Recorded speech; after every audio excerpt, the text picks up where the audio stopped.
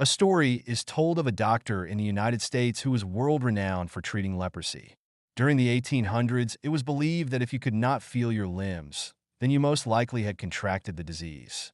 As civilization was growing and people were finding cures for many different diseases, the doctor would be called upon on occasions to heal diseases.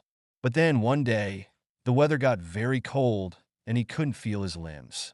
As a man who normally deals with leprosy patients, he started to panic, thinking that he might have contracted the disease, as it was very contagious.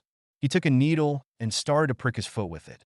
As he repeatedly did this, he eventually started to feel pain, which made him think that since he is able to feel that bit of pain in his leg, then he has not contracted the disease. Even though the blood was gushing out, he was thanking the Lord for the pain that he felt because the pain meant that he was clear of leprosy.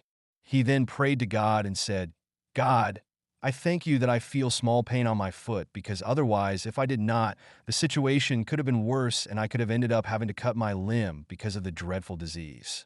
Friends, this message applies to us as well. Oftentimes when we feel pain, we do not understand what is happening around us. Let me tell you that in the Word of God, it is presented that there are some blessings that we can learn about from pain. Pain is proof that we are alive.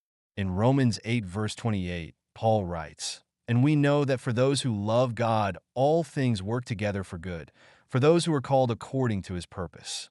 So, the next time you're faced with pain, remember that it may not be a curse, but a blessing in disguise. Use it as an opportunity to grow closer to God and to develop a deeper understanding of his love and grace.